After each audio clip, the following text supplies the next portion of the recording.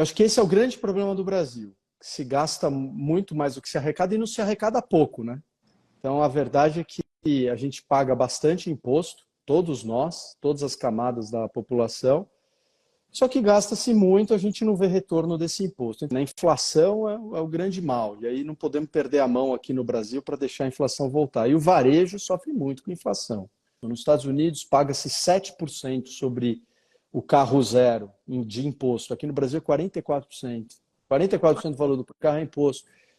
Então, assim, você ainda se endivida para pagar 44% de imposto. Então, sim, educação financeira deveria ser muito importante, deveria estar presente na grade curricular de qualquer escola, pública ou privada, mas não está. Todo dia alguém tem uma ideia, né? E agora a ideia é muito fácil ter, né? Eu também tenho milhões de ideias. O que vale é a execução, né? Então, é você ir lá e executar bem, você escolher bem os seus fornecedores, você conquistar e tratar bem os seus clientes. Essa é a parte difícil. Que bom que você veio aqui ao canal Leda Nagli assistir mais um vídeo. Aproveita, faz um comentário, dá um like, avisa seus amigos, compartilhe esse vídeo e fique à vontade para curtir. Vim aqui conversar com vocês, acreditem se quiser, sobre economia. Economia, juros, como é que a gente faz para se organizar, a quantas anda a economia no Brasil. E a gente vai falar com uma pessoa incrível que é o Schelliger. Ele é profundo conhecedor desse assunto. Vou contar um pouquinho da história dele, mas vou deixar também para ele contar a história dele, claro, né? José Paulo Schelliger, formado em administração pela Fundação Getúlio Vargas, começou a carreira no mercado financeiro em 2001 no Citibank, ficou um tempo no Citibank e se aventurou como empreendedor, que eu acho que ele tem essa coisa do empreendedor muito marcante na vida dele. Como empreendedor, ele viajou por vários países da África, da Ásia, da América do Sul, se apaixonou, foi CEO da Easy Taxi, mas em 2014 ele decidiu voltar para o mercado financeiro, de onde não mais saiu. Ele é o CEO da Oris, que é uma empresa dedicada à gestão de patrimônio de pessoas físicas e soluções financeiras para pessoas jurídicas. Enfim, ele lida com dinheiro.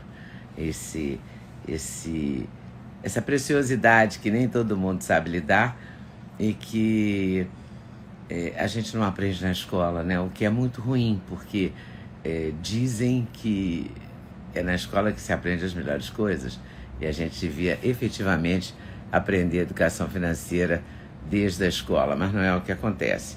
Então a gente vai ter que ter umas aulas extras, por exemplo, com o Schelliger, que ele é um empreendedor nato, assim. Ele hoje é sócio de algumas empresas, como a Splash, One More e Bom Bife, por exemplo, né? Tão Bom Bife. E ele é uma pessoa que pensa no empreendedorismo como uma solução mesmo para a vida das pessoas. Eu estava apanhando aqui do Instagram, desculpa. A gente apanha mesmo do Instagram, ele parece tão simples, né? Não, mas esse negócio de live é novo para mim. Mas por falar em confusão, eu queria saber a sua opinião sobre esse momento histórico que estamos vivendo, o arcabouço fiscal, um dia virá essa reforma tributária tão falada, né? Sim.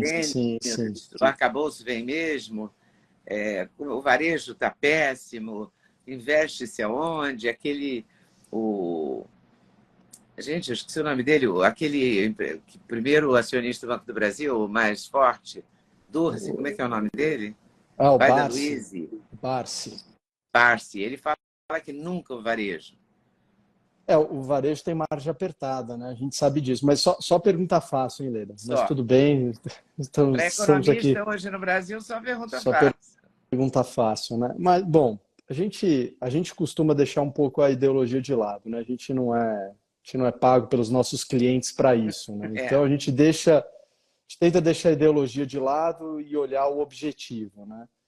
E o objetivo é que tem um arcabouço fiscal, aí eu vou parafrasear uma pessoa que eu até ouvi bem próximo ao governo, não é nenhuma Brastemp, mas ele está lá.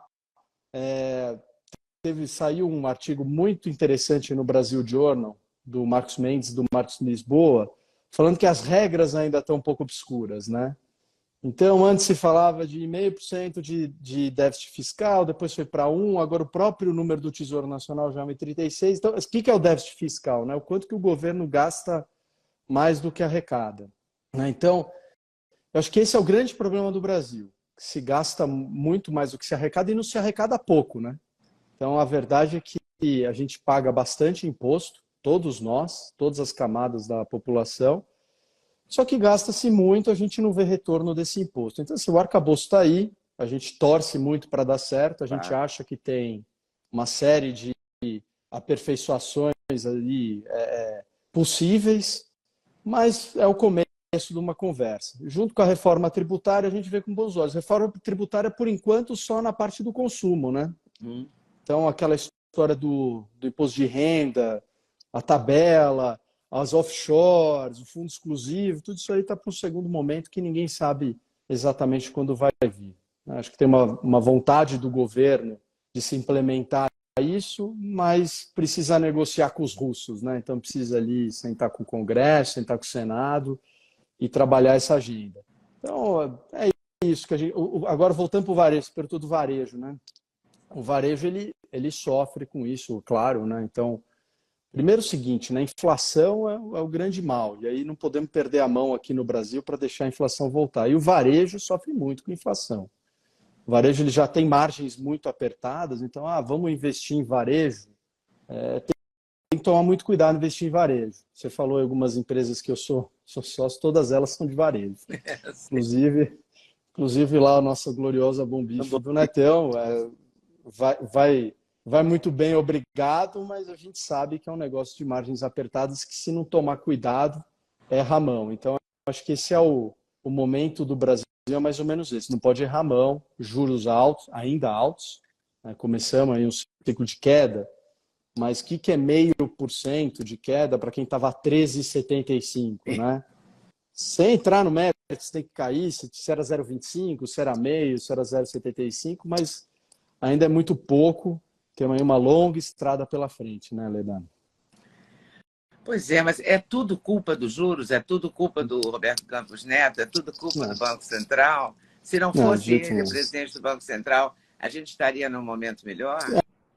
Não, acho que certamente não. A gente até, se você olhar, né, o aspecto técnico da coisa, né, que é basicamente expectativa de inflação lá na frente, então o Banco Central ele não deixa o juro alto porque ele quer, né? Ele é um instrumento de política econômica para tentar derrubar a expectativa de inflação. De novo, inflação junto talvez com o nosso fiscal aqui, sejam os dois grandes problemas do Brasil. Então, assim, não é culpa do Roberto Campos, muito pelo contrário. Aliás, já trabalhei com o Roberto Campos no meu passado, quando eu tive carreira lá no Santander. É um cara extremamente competente e apto aí ao desafio. E ainda bem que temos ele lá, sem dúvida. Ainda bem que temos a autonomia do Banco Central para evitar coisas que aconteceram lá atrás, com o Banco Central muito próximo do governo, colocando o juro baixo, pressionado, e depois veio o que veio, né? Então, não é. Os juros ele é só um mecanismo, né? Ele está de longe, não é a culpa. A gente sabe que tem um aspecto político forte, mas deixa os políticos esbravejarem lá, vamos olhar o aspecto técnico, né? Mas eu não conheço o Roberto Campos Neto. Conheci o avô dele, entrevistei o avô e achava ele fascinante. Sem dúvida. Como entrevistado.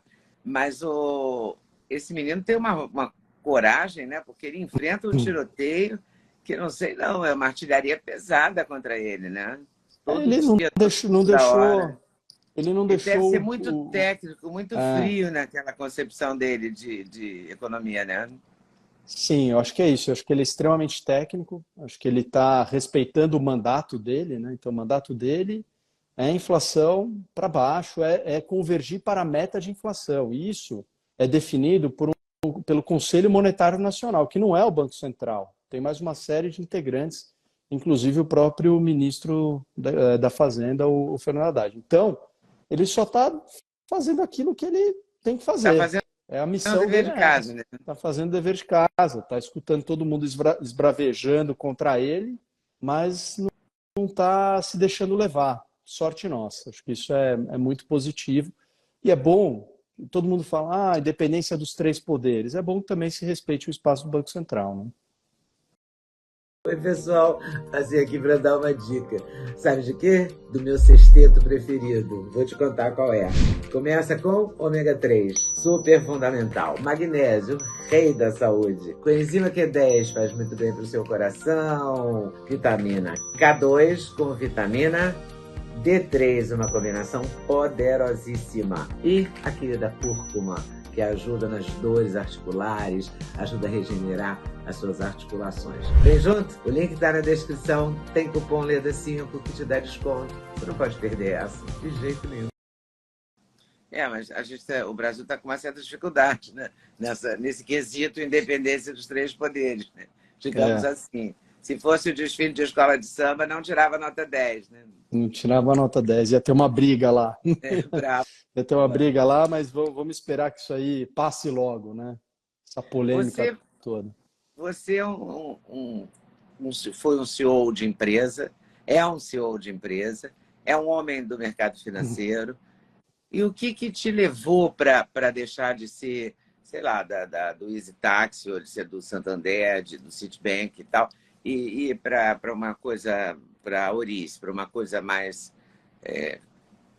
fechada, talvez, ou mais voltada para um segmento específico? Acho que todo o caminho, né, me levou para a Ouriz.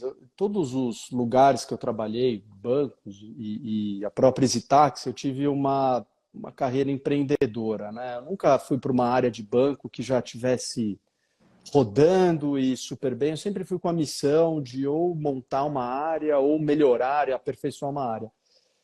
Então eu fui por todos esses bancos eu tive essa missão e aí eu sempre falei, putz, tem algumas coisas que eu gostaria de fazer diferente, né? A Exitax, o que me tirou de lá foi uma decisão extremamente pessoal, porque eu viajava muito e aquilo lá não estava tava fazendo bem para minha vida pessoal mesmo, não estava de acordo com o meu time de vida. E aí resolvi voltar para banco, mas nunca deixei essa veia empreendedora de lado. E aí, mais recentemente, quando eu saí do meu último emprego, tive bastante tempo para pensar, fiquei um ano basicamente de sabático. O Caval, que é o fundador da Ourice, foi secretário do Tesouro, inclusive, né, diretor do BNDES, da Bolsa. A gente se conheceu no Citibank lá em 2001, no começo da minha carreira. E a gente veio conversando e aí eu vi que tinha um espaço de fazer um negócio diferente, mais com o nosso jeito, com uma equipe que eu conhecia já muito bem, um pessoal que eu respeitava muito. Então, até brinco, assim, acho que eu tenho uma boa história para contar para os meus netos, mas eu queria uma mais legal ainda para contar para os meus netos. Então, eu resolvi me aventurar nisso, sempre tentando me divertir na jornada, sabe? Acho que isso às vezes a gente esquece, né? A gente vê às vezes o trabalho como aquele negócio, preciso trabalhar, que eu preciso ganhar dinheiro, porque eu preciso pagar as contas e tal, a gente se esquece um pouco de se divertir com a jornada.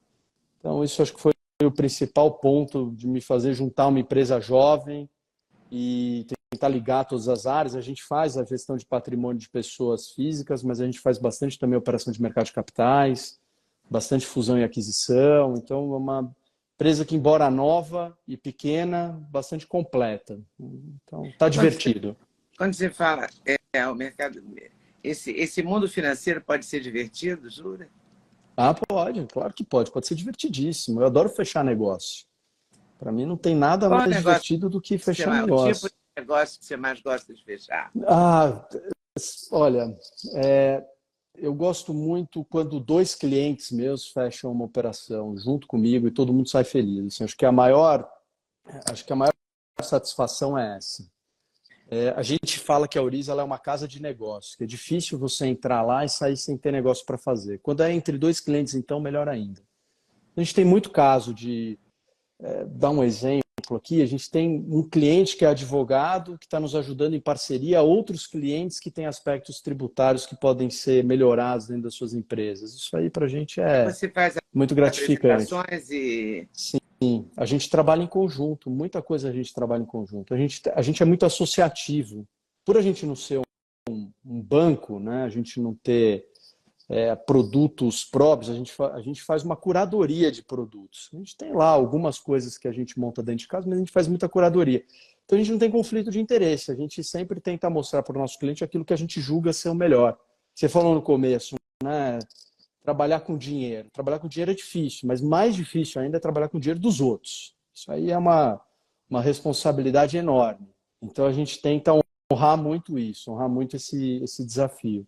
Mas é divertido, viu? Hoje tive um monte de reunião com um monte de gente diferente, conheci uma porção de pessoas, estou aqui com você agora. Mas é divertido, bastante. Pode ser divertido.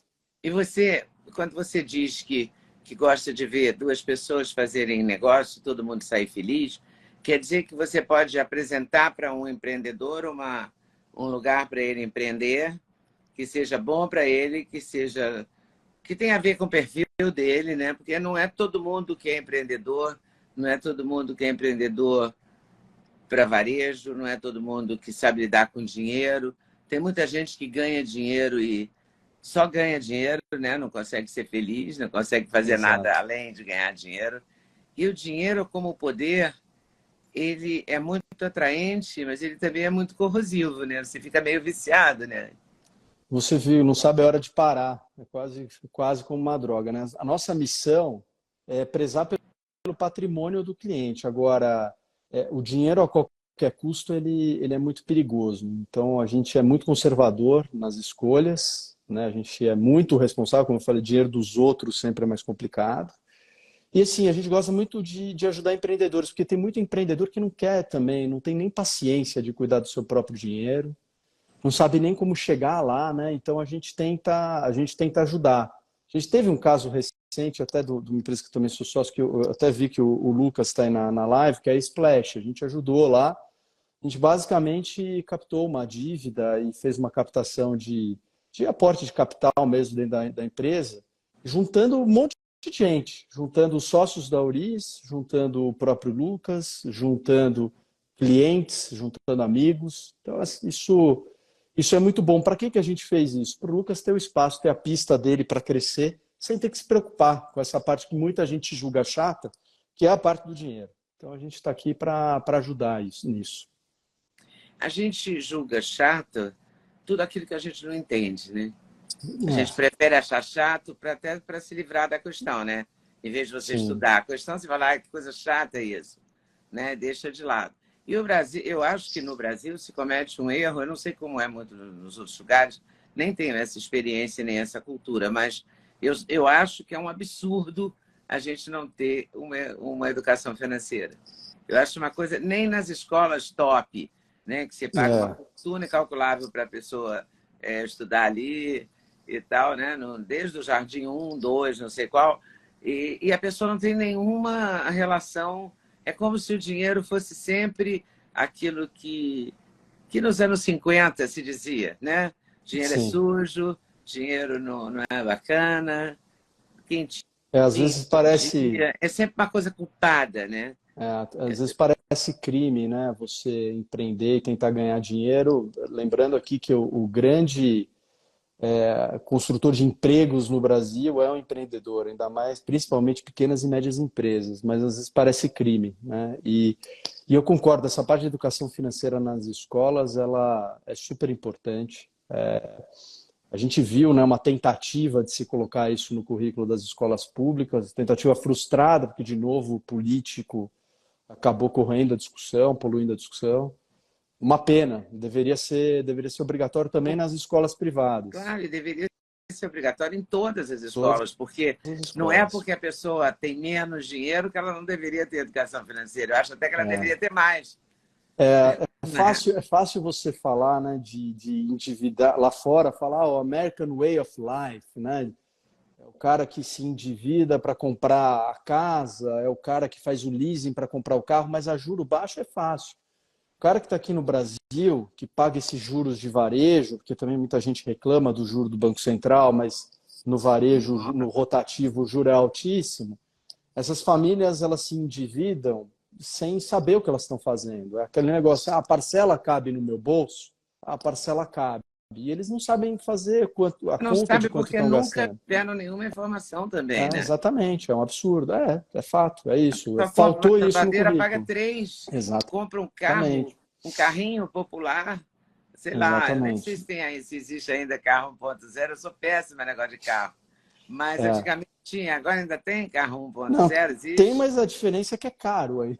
Pois é, mas aí a pessoa paga Continua. 3 para comprar um, Você né? viu acho que hoje saiu um dado sobre imposto. Nos Estados Unidos paga-se 7% sobre o carro zero de imposto. Aqui no Brasil é 44%.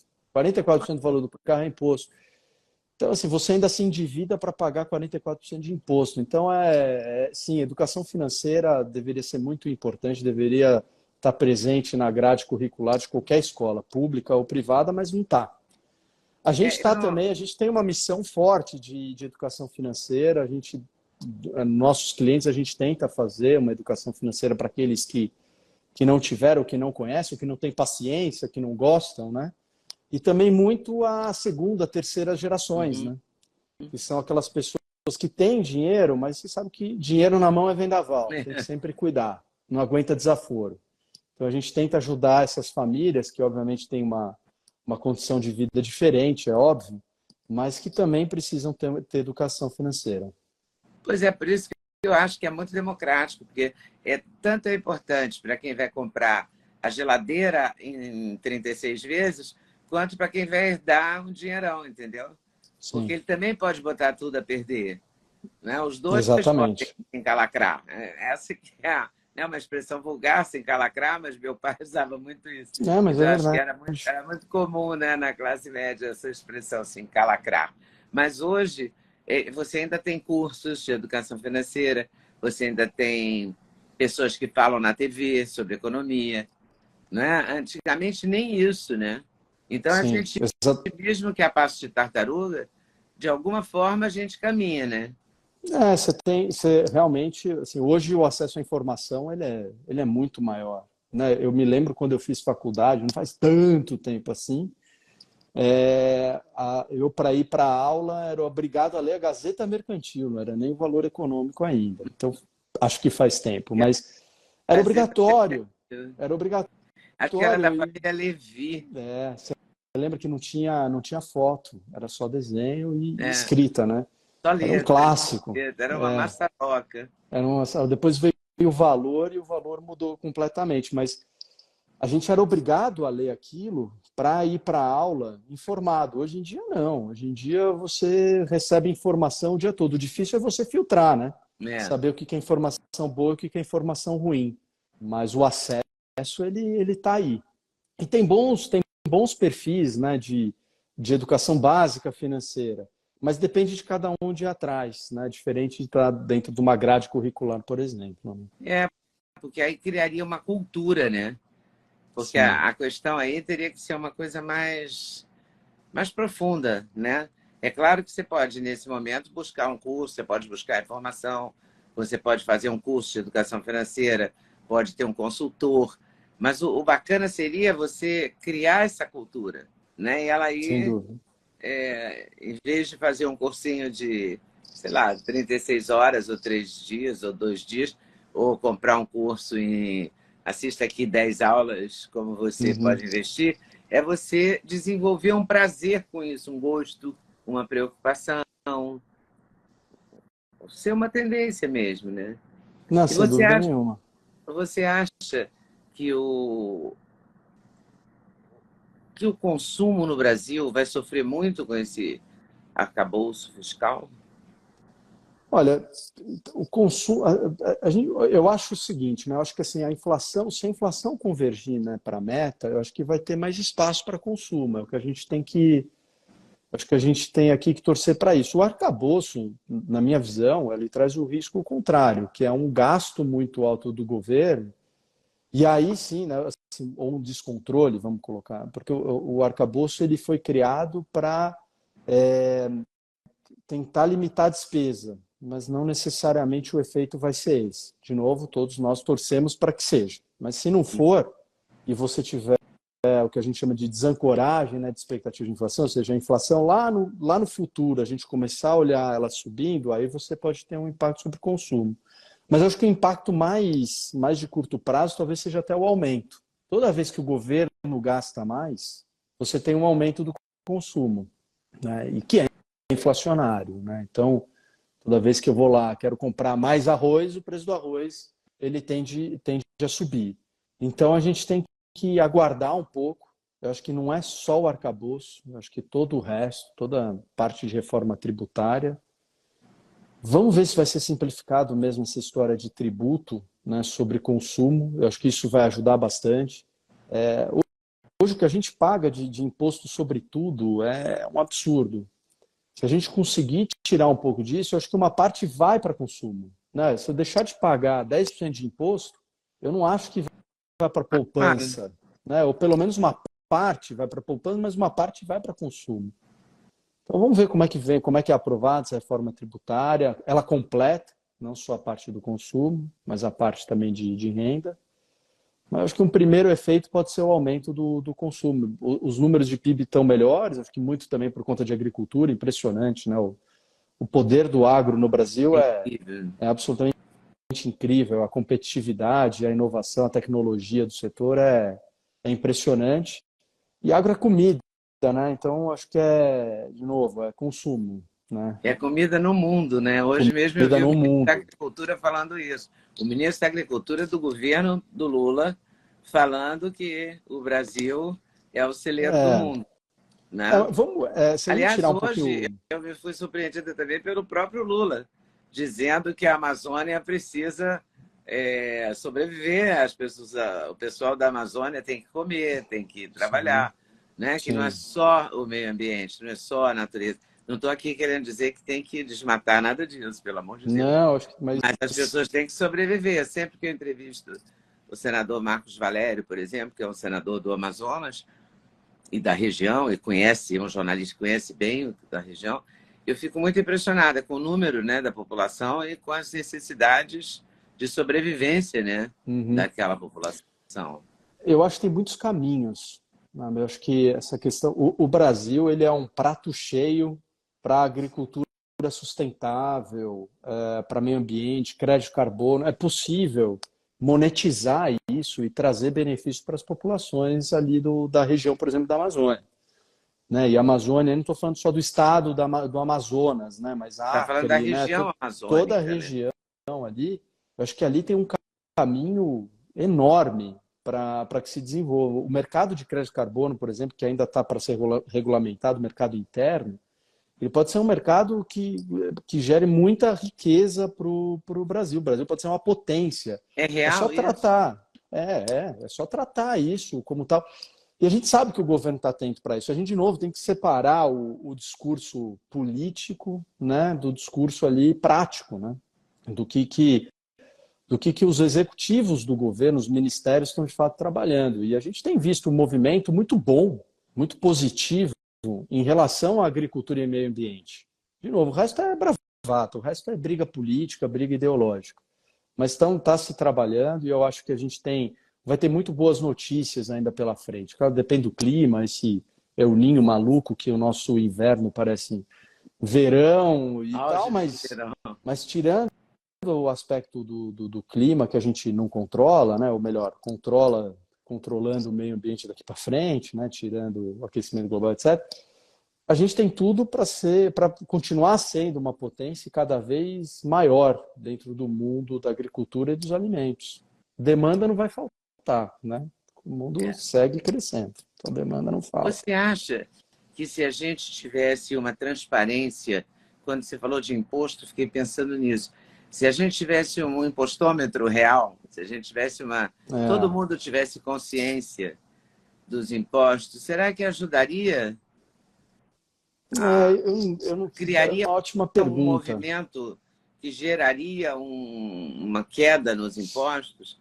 Porque, na verdade, o pobre paga mais que o rico até, Sem né? dúvida, Porque mas você pensar no imposto do consumo imediato, né? A muito comida, mais. a luz, o gás, as coisas mais simples para se sobreviver cobram um Uhum. imposto incrível, né? cobra imposto incrível. E assim, é o pobre e a classe média, né? A classe média financiando um pedaço de quem ganha menos também. Então, hoje, né, o sistema tributário que a gente tem sobre a renda, ele é ruim, né? Temos que achar a melhor forma, a melhor estrutura. Óbvio que não é um trabalho simples, mas é ruim. O mais rico paga menos em termos relativos do que o mais pobre. Agora, eu não sei, Leda, se tem um impostômetro, melhora muito, porque você vê comentários. Outro dia eu estava vendo, vi um comentário lá que a Petrobras ela não é feita para dar lucro, ela é feita para dar combustível barato. Assim, muito. Esse comentário mostra que a pessoa não sabe Se de onde está vindo o dinheiro prepara, para dar né? o. Por que o combustível está barato, né? Porque alguém está subsidiando. Esse alguém é ele próprio, né? Porque o governo está colocando dinheiro dos pagadores de impostos, né? E a gente tem que lembrar que a Petrobras tem como acionista o governo, mas tem outros vários, inclusive muitas pessoas Uhum. físicas. Então, eu não sei se é falta de informação ou às vezes é não querer, né, entender a fundo e ficar nessa briga ideológica. Quanto mais informação, melhor, para que a gente tenha um debate. Mas eu não sei, eu tendo a acreditar que as pessoas que gostariam de ter um impostômetro já sabem mais ou menos quanto elas pagam de imposto e já não estão muito felizes com isso. E estão tentando trabalhar para gerar mais riqueza. E, assim, empreender, por exemplo, é um ato de heroísmo, né? Você empreender, você obviamente paga os impostos, você paga os encargos dos seus funcionários e tudo mais, é uma carga enorme. Então, todo dia tem que matar um leãozinho mesmo. Então, acho que essa turma vai continuar trabalhando bastante e pagando seus impostos. E vai continuar tendo a turma do contra, a turma que falando que a Petrobras existe para ter combustível barato, e é isso aí. Infelizmente, não sei se ajuda muito esse impostômetro. Tinha, né? Tinha um impostômetro aqui em São Paulo, no centro da Tinha. cidade. Tinha. De vez em quando aparece na internet umas coisas assim. Mas é Por tanto que que eu acho que que ninguém presta mais não? atenção. Acho que é Porque a tanto. gente, o brasileiro tem isso também, né? Ele é dispersivo, né? É. Ele vai num caminho, daqui a pouco ele já esqueceu, Tem já se contaminou o com outras assunto da coisas. semana sempre, É. né? Sempre tem um assunto da semana. E o que seria o empreendimento do ano, da semana, do mês? O que é? Porque todo mundo é empreendedor, né? A manicure, Sim. o eletricista, o cara que vem colocar ar-condicionado na sua casa. Todo mundo hoje em dia, o EMEI, ou tem Uhum. uma empresa, né? O, Sim, é igual o telefone, né? Antigamente era um bem que a gente declarava no imposto de renda. Eu tenho uma sim. linha telefônica. Agora todo mundo tem. Agora todo mundo tem. Todo mundo corre atrás o tempo todo, né? Porque, ou na frente, já não sei mais se corre atrás ou na frente. O fato é que corre. Tá todo mundo empenhado para sobreviver. O Exatamente. que seria como é que você avalia? Você fala, a pessoa te consulta e diz, eu empreendo nesse ramo, sei lá, no ramo do agro, no ramo disso, daquilo, do varejo, do tecido. Será que alguém ainda empreende hoje no ramo de uma loja de tecidos? Não sei dizer. Empreende sim. Acho que também tem lojas, né, de roupas. Você vê nascer negócio todo dia. E todo dia alguém tem uma ideia, né? E agora a ideia é muito fácil ter, né? Eu também tenho milhões de ideias. O que vale é a execução, né? Então é você ir lá e executar bem, você escolher bem os seus fornecedores, você conquistar e tratar bem os seus clientes. Essa é a parte difícil, né? A ideia talvez seja a parte mais Mais fácil. fácil. Ter ideia acho que é a parte mais fácil. Mas é um mercado, a gente estava falando um pouco de informação, né? Como a informação hoje ela é acessível. Eu acho que o empreendedorismo também tem que ter uma dose de loucura, né? É mais fácil você ser CLT, você ter ali seu emprego e fazer o que você sempre esteve acostumado a fazer. Agora, é muito recompensador. Então, a gente vê empreendedor todo dia, né? A gente se reúne com muito empreendedor, ainda mais com esse negócio de tecnologia, né? A tecnologia, ela também tornou acessível uma série de negócios, né? Hoje você pede café, você vai numa uma lojinha de café, uma cafeteria, e você pede o café pelo celular, você vai lá, pega o seu café. Então, até nisso tem tecnologia. É Então, incrível. todo dia brota uma ideia nova. A gente lá na URIS, a gente fala com bastante gente, a gente tenta também se reinventar dentro do nosso negócio, lá no Netão, lá no Bom Bicho também, todo dia, grupo de sócios movimentado lá, tentando trazer novas ideias para um negócio que é um negócio simples, que é ter açougue e vender carne, né? Hum. Mas como é que você se diferencia, né? Como é que você traz todo mundo fala da experiência. E no final é isso mesmo. Como é que você traz uma experiência nova para o Uhum. seu cliente? Então, hoje, eu acho que o bom negócio, o bom empreendimento é quem consegue dar uma experiência para o seu cliente, não só um produto ou um serviço, né? E é um Mas você desafio, pode, sei lá, dar difícil. um cartão de fidelidade, é, a- é, acrescentar produtos, né, correlacionados, sei lá, tem mil É maneiras, aí. né? Vender Então, apetrechos ligados ao consumo da carne. Você tem sim. milhões de coisas que você pode fazer daquilo. Como os americanos fazem. Você vai ao teatro nos Estados Unidos, né? Você assiste uma peça, você fala, oba, hoje eu vou ver a Glenn Close. Aí você Uhum. sai de lá, compra 2 pulseirinhas que vende na lojinha, uma caneca.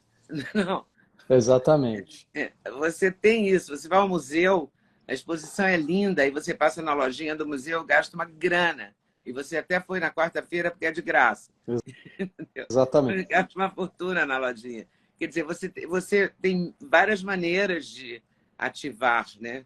E a gente ainda Sim, não tem isso. Você vai ao teatro raramente. Outro é, dia eu fui a um show do Roberto Carlos, num lugar gigante que eu nunca tinha ido. Eu, não, eu moro em São Paulo 90% do meu tempo, mas não sou uma profunda conhecedora da cidade. E o lugar que eu fui era gigantesco, assim. Aqui no Rio, hoje eu estou no Rio, aqui no Rio não tem nenhum lugar daquele tamanho. E quando eu saí, eu levei um susto. E tinha um apresentador de televisão perto de mim, não vou dizer quem é, porque eu não sei se ele me autorizaria. E ele imediatamente falou, eu sou louco por caneca, não vou sair daqui sem essas canecas. E saiu correndo atrás das canecas do Roberto uhum, Carlos ali. Eu vi uma banca, sabe, que vendia. Quer dizer, porque hoje em dia ninguém mais compra disco, né? Você vai comprar um sim. CD, vai comprar um É, DVD, vai ouvir onde, entendeu? nem existe mais, né? Você tem que comprar até Você o vê como as aparelho. coisas mudam rápido, né? Você vê. Mas ele era louco por caneca, ele enlouqueceu quando viu as canecas. Então, você tem milhões de negócios que podem vir de outros negócios. Isso está ativado no brasileiro? Eu acho que tá. Lá na Exitax a gente falava muito que a gente pensava todo o tempo qual era o negócio que ia vir e matar o nosso. Hoje todo dia eu penso nisso. Quem que vai vir? Que negócio novo que vai vir e vai matar o meu negócio? Por que eu penso nisso todo o tempo? Porque eu quero criar esse negócio. Eu não quero deixar alguém vir e matar o meu negócio. Então, eu acho que essa parte da inovação, né, dentro da sua própria bolha, é muito importante. Você comentou de tudo isso, né, do cartão fidelidade, do mix de produto, do Uhum. acessório. Tudo isso a gente faz. E eu acho que isso todo mundo se cobra todo dia de fazer. E a gente tem várias ideias. Vamos colocar isso, vamos colocar aquilo, vamos fazer aquele outro. Dentro da Oriza, a mesma coisa. Vamos fazer um fundo disso, um fundo daquilo. Por que a gente não faz isso? Tem que ter essa geração de ideia, mas, de novo, não adianta nada ter ideia, ideias lindas, maravilhosas e não executar. Então, todo dia vamos pensar quem vai vir, quem pode vir, que ideia pode vir, que acabe com o meu negócio ou que comprometa o meu negócio e tentar ter essa ideia antes. Claro que para um açougue, né, isso é um pouco mais difícil de acontecer, mas o modelo, eventualmente, né, você faz um outro tipo de modelo de venda de carne. Então, vamos supor aqui que agora todo mundo só compra carne online. Eu quero ter a plataforma online antes de qualquer um, certo? Se eu pensar Uhum. nisso, eu quero ter antes. No negócio também da Oriza, a mesma coisa. Será que a gente está fazendo do jeito certo? Será que tem alguma inovação para colocar aqui? A gente trouxe algumas inovações lá para a Oriza. Inovações desde tecnológicas até no modo de cobrar do cliente. Né? Hoje, tudo que eu cobro do meu cliente, ele sabe linha a linha. né? Não tenho nada que seja escondido, não cobro Tá tudo nada mais do que aquilo. claro, né? Tudo claríssimo. Isso, por incrível que pareça, é uma inovação. Pouca gente faz, né? Pouca Mas gente é faz, legal porque isso. Isso dá uma segurança para o cliente incrível, né? dá A uma segurança para o certeza de que você não cliente. está sendo roubado é muito bacana, né? Tenho certeza que você já recebeu ligação de gerente de banco vendendo título de capitalização para você. Claro. Então, a gente não Seguro, faz título de isso. capitalização. A gente não vai fazer isso nunca, porque a gente sabe que é um produto ruim para o nosso cliente, né? Então, é assim que a gente tenta se defender, fazer diferente. Às vezes, aquele negócio que não tem uma super tecnologia e tal, mas a gente fazer de um jeito diferente. Já é inovação Mas suficiente. uma coisa que me impressiona, eu compro quase tudo pela internet. Eu não gosto de ir, entendeu? Eu só Uhum. gosto de ir comprar fruta e legume no Rio, num determinado hortifruti, que eu acho divertido. A ida, a volta, a praia e tal, entendeu? Experiência. É a experiência. Mas, de modo geral, o dia a dia. E como são ruins os sites. Como é Ainda ruim a assim, operação, sabe? ainda Como te é. cansa fazer isso. E como essa perna do comprador, mesmo os mais caros, os compradores mais especiais que existem, tem gente pensando nisso, entendeu? Eu Sim. uso esse serviço, que é mais sofisticado, entre aspas, e é péssimo. É É. péssimo, Agora pega. entendeu? Você já fez compra no Mercado Livre. No Eu Mercado, faço todo no dia. Mercado Livre você compra com um clique.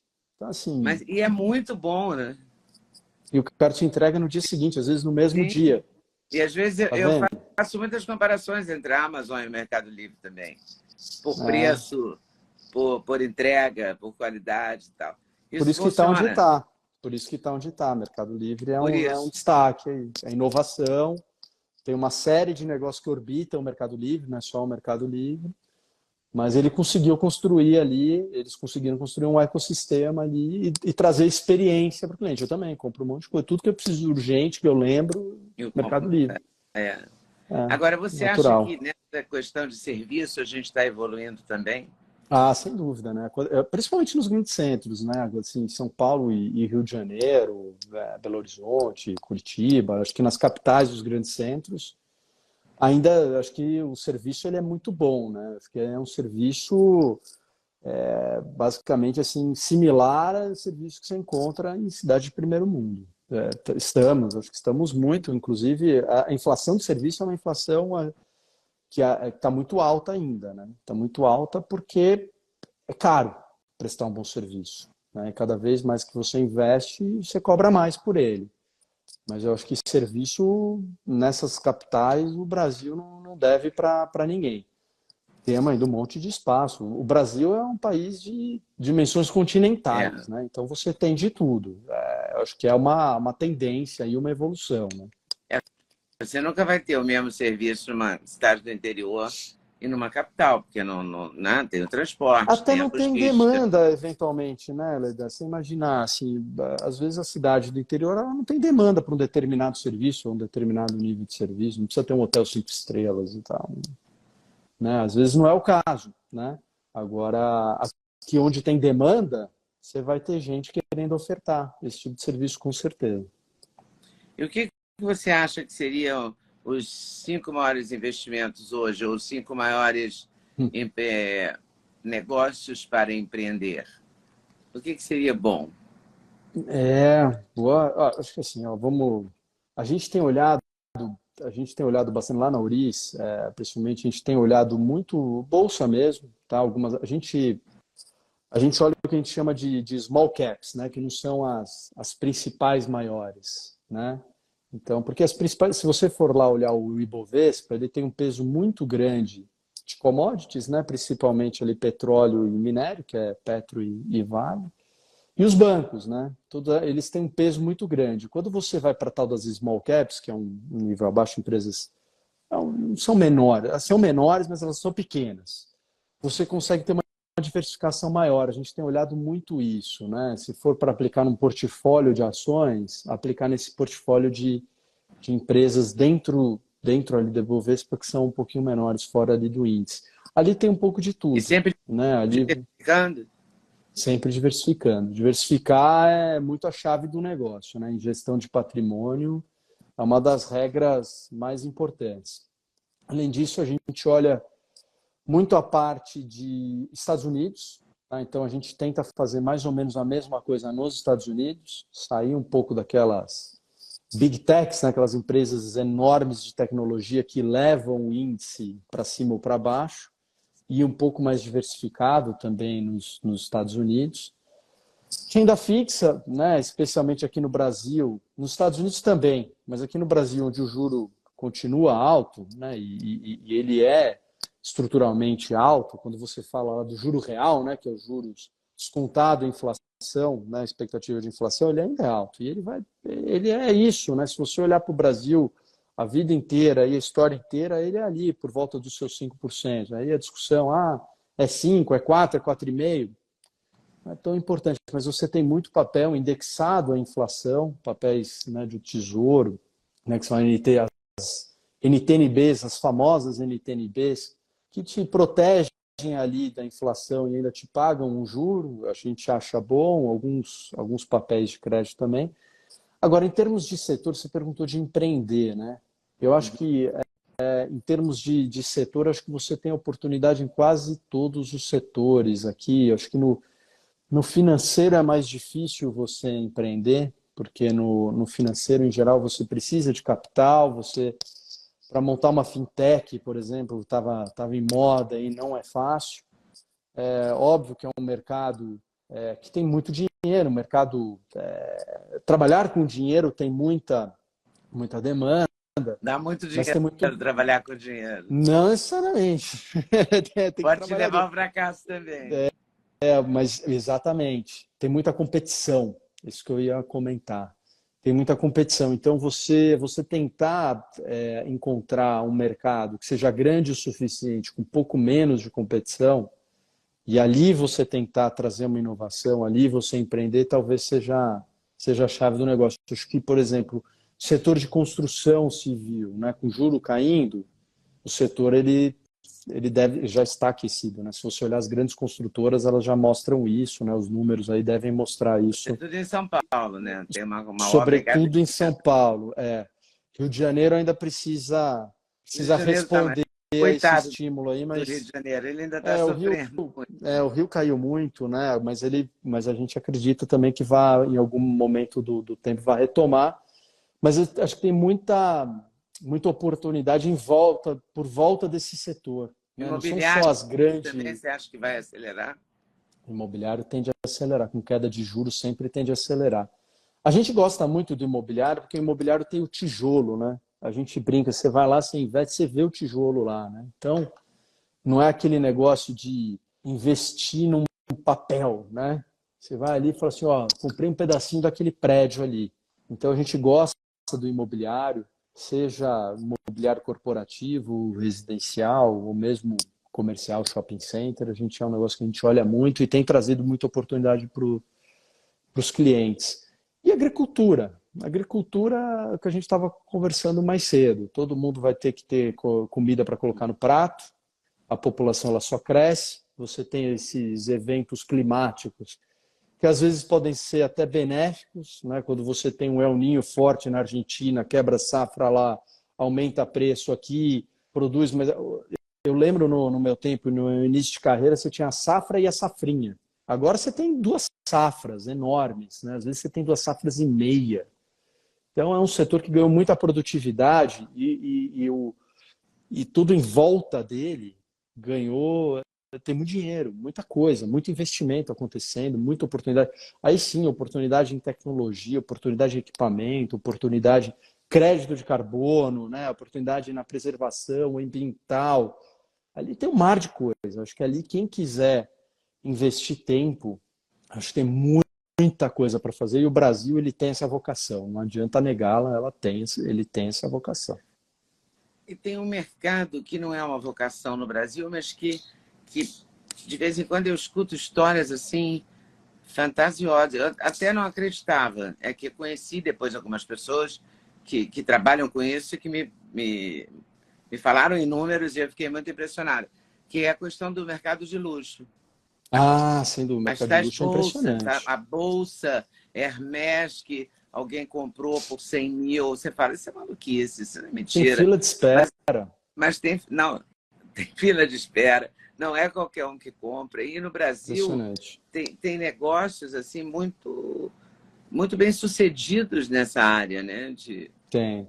Não, o mercado do luxo ele é um negócio à parte, né? Ele é um fenômeno, né? Tanto que você olha lá o Arnault, lá, que é o dono, o principal acionista lá da LVMH, pô, é um dos homens mais ricos do mundo, não é à toa, né? Que o mercado de luxo é incrível, né? O Rolex tá em falta no mundo, né? A tal da bolsa Hermès aí, que é a bolsa, eu nem sei o nome dela, mas assim, você tem que cadastrar seu nome em lista de espera. É, É uma é loucura. a Birkin. É, isso É, que aí, a moça Bucky. Minha mulher da vai me atriz matar que eu morreu não lembrei o agora, mês nome. passado, né? É, Jane exatamente. Birkin. Exatamente. A história é Exatamente. maravilhosa, inclusive. A história da Bolsa é É, maravilhosa. A Bolsa é maravilhosa, é sonho de consumo.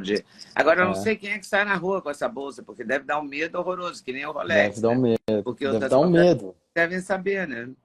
É, não, sem dúvida eles são Do escolados. preço da Bolsa. É, sem dúvida eles são escolados, mas é impressionante. O mercado do luxo, de fato, é um negócio impressionante. Você vai reservar hotel, você não consegue. É um mercado que está polvoroso, o pessoal gastando dinheiro, né? Então, é engraçado, né? Porque é contraintuitivo, né? Você ter um juro alto e ter tanta gente gastando dinheiro desse jeito.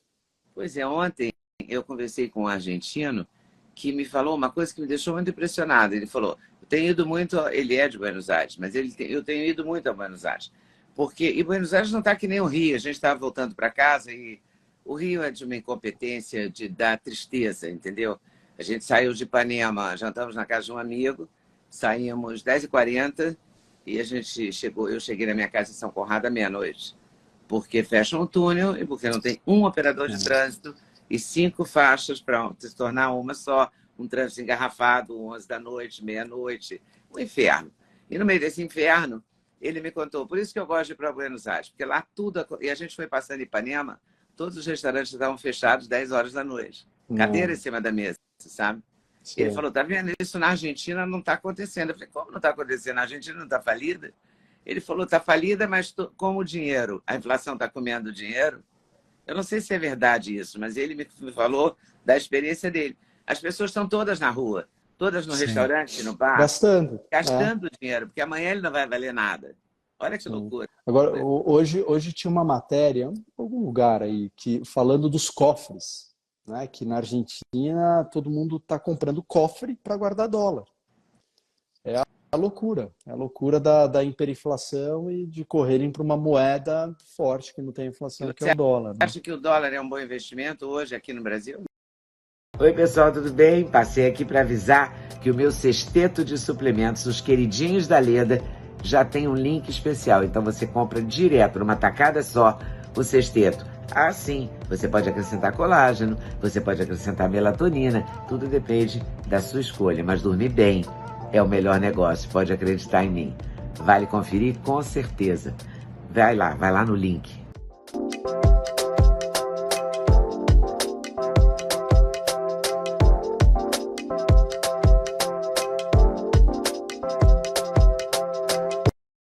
Eu acho que o dólar, se você olhar, se você fizer uma conta técnica, ele está mais ou menos onde devia estar, que é mais ou menos esse entre 4,70 e 4,90. A gente não acredita numa desvalorização do real, ou seja, o dólar ir para muito mais do que 5, nem ir para muito abaixo de 4,70.